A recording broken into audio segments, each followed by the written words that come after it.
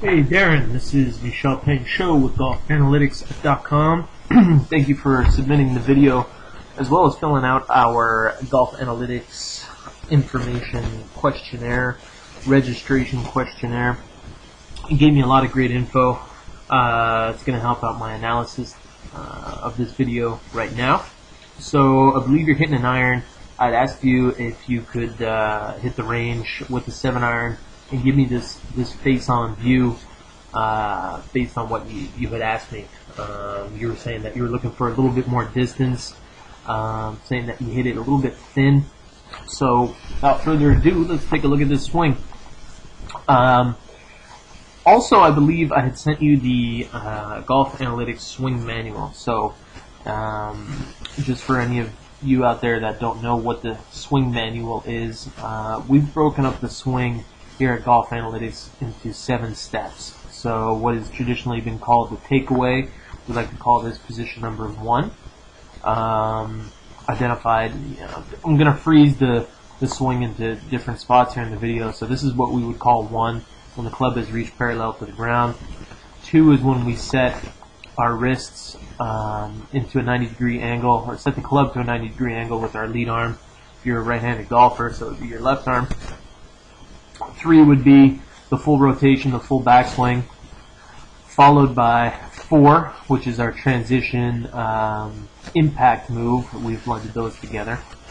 Next would be 5. So if we took a mirror image, what we want to accomplish is between, you want to imagine that there's a line splitting your body in 2. So position 1 on your backswing, we could have position 1 on the follow through. So we often call it 1 back, 1 front.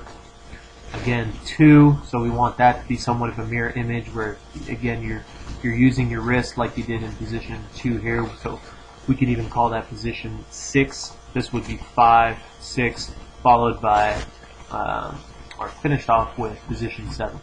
Okay?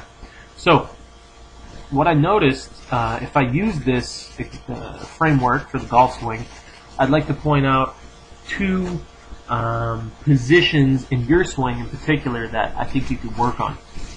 Let's go, let's start with position 1. With position 1, I find you doing a great job of creating extension, creating width with your arms. You're actually staying very well connected. I talk about that often. You got this, I call it the Iron Man, where if you had a light shining out of your chest, they're shining onto your hand. So you use your shoulder cradle correctly. The only thing I would caution is you don't want to see too much hip movement going back. So we see that if I highlight, I drew a line up here, a green line from your foot. If I point out the space with an orange line from your hip, you do want to move into that line with your shoulders, but your hip is moving into it just a little too much. So I don't want to go as far as to call it a sway, but what ends up happening there is you lose a little energy, lose a little power, because some weight will shift to the outside of your foot instead of the inside. So position 1, what you could do is put your bag, an object to your right side, and really focus on only moving your shoulder cradle, as we call it, instead of your hip. I'm a firm believer in golf workouts, golf static workouts. So what you could do is take a club, it could even be at home, and repeat position 1. Again, I'll refer you back to the swing manual. Just shoot me an email if you haven't gotten that. It goes into great detail what position 1 is all about. So just for the purpose of the analysis, I'm going to tell you here to watch out for that takeaway. So the best way to remedy it is almost what I'm doing with the video here. You're just going to go back and forth, paying attention to one thing in particular. So in this instance, it would be your hip. I'd watch out from sliding that hip. Okay? Position 2, fine, it's great. You create an excellent straight arm there. You got let's go back to the Golf Analytics green. Great straight arm, perfect 90-degree angle. I was a little arbitrary with my line there, but very, very, great L shape there. Position 3, I like too. I mean, you got your back, great rotation. You've maintained the connection between your hands and your chest. That's really important to me. Super flexibility. Again, because maybe you swayed a little on position 1, You might almost get too much rotation. Your hips have almost spun out a little bit too much. But I wouldn't worry about that because you actually make a fantastic move coming down here. This is really, really nice, okay? So we've, if we go back just to the beginning of the swing, we've only really pointed out something to look out for at position 1. Now, a lot of times people tell me, well, why are we looking at the follow-through? Why, what difference does it make? If I've made a good impact position, which you appear to be doing here right now, there's no chicken wing. Chicken wing is when we get that left arm. I see the left a lot bowed out. You got a nice straight arm, straight club position there. But post impact, this is the move I'd really like you to work on. This is where I see where you could use the most work. So, to give you a hierarchy, or how do I want to state this? I guess a hierarchy of things that you need to focus on. You would actually, for me, it would be position 5 or 1 front, as we often call it. That should be your focus. So the same way I said you could take a club and then just do repetitions of a move. This is the move, if I were you, to really, really work on here. Okay.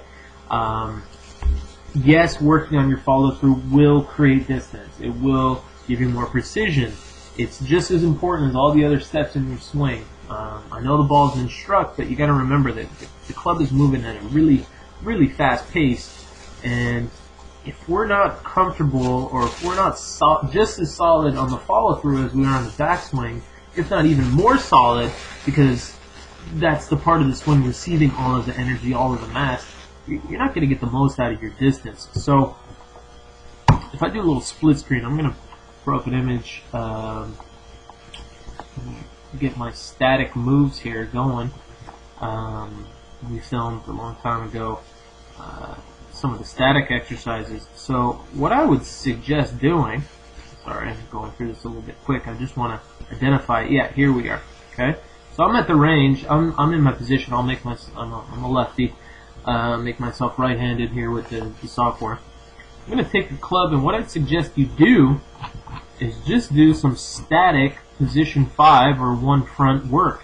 So right away we can see, I haven't hit a ball, I just have a club, I'm not doing any backswing, I'm just doing the first move through, and let's, point out the difference here. So position 5, what you could focus on doing is really straighten out your left leg. Observe how straight my left leg gets versus yours where it's kind of bowed out, right? We see pro golfers, let's get Rory McIlroy up here on the face-on view, generates a ton of power for really, not a big guy.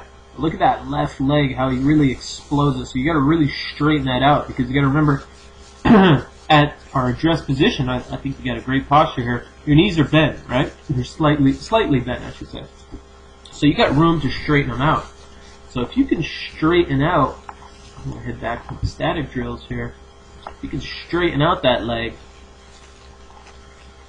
doing your static work, right? Excuse me. Let me find it again. So notice how I'm really straightening out that left leg. What it'll allow you to do is it'll give you space to then straighten out your arm. So focus on straightening out that left leg, then you can focus on straightening out the arm. So, I would hope that would make sense. If you get your arm straighter, as you see it's kind of bowed in, you're getting the other one a little bit bowed as well.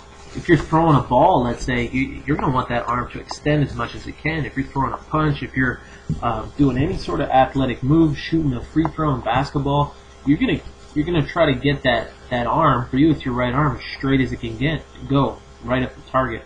The only way it can get straight is by using your leg appropriately. So, to recap, I know I'm throwing out a lot of information here, but if you stick to the swing manual, if you stick to the DS7 swing, and pour your energy into the 2 moves that I've focused on here today, I think you're going to see a big difference in your swing. Now, I tend to liken the DS7 program as to lifting weights, going to the gym. The only way you're going to get stronger is by sticking to a routine and doing a lot of reps, right?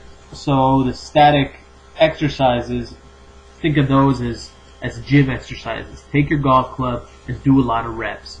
So work on the things that I've pointed out here for you. So I would get into my address position and then go into static 5. Go into static 1 front, so like I'm doing here in the video. No more than 3 reps in a set. So this would be 1. You'll go back. You'll do 2. Go back. You do 3. And then you start over. Take a little break. You don't want to stay in your posture too long. You don't want to get a sore back. Stand up, get out of it, do it again. Stand up, get out of it, do it again. I'll actually be sending you, in the coming days, we're working on a training program that actually outlines how many reps you should be doing based on members like yourself here, sending in the videos, sending in our info. We've been able to generate a really cool workout, so I'll get that to you soon. I hope this is helpful. I'll leave it at that for now. Keep submitting the videos. This is fantastic. You'll see a big change. Again, I like that hierarchy of golfing needs. Focus on only a few things, because there's a lot of good in your swing. Like I said, from 3 to 4, this transition move is fantastic right there. But I'm noticing that you're not getting the most out of it because perhaps your follow-through isn't as strong as it can be. Okay?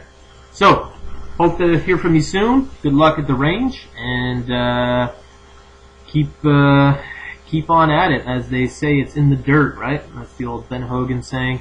Keep hitting those golf balls. It's nice you're at the grass driving range here.